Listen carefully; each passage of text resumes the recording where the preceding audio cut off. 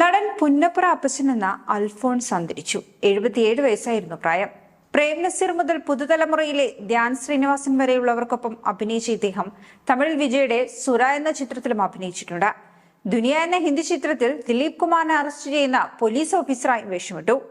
Villain വേഷങ്ങളായിരുന്നു ഇദ്ദേഹം ചെയ്തതിലേറെയെങ്കിലും the കിങ്ങിലെ മുഖ്യമന്ത്രിയുടെ വേഷം ഏറെ ശ്രദ്ധിക്കപ്പെട്ടു.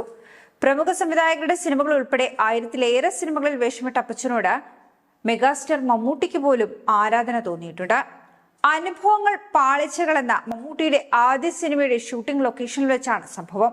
അന്ന് അഭിനയിക്കുവാൻ ഒരു അവസരത്തിന് വേണ്ടി സംവിധായകനായ KS സേതുമാധവനെ കാണുവാൻ എത്തിയതായിരുന്നു മമ്മൂട്ടി. അപ്പോൾ സത്യനൊപ്പം അഭിനയിക്കുകയായിരുന്നു അപ്പച്ചൻ. ഇത് കണ്ട് അപ്പച്ചനെ പോലെയെങ്കിലും ആകുവാൻ കഴിഞ്ഞെങ്കിലെന്ന് മമ്മൂട്ടി ആഗ്രഹിച്ചിരുന്നു.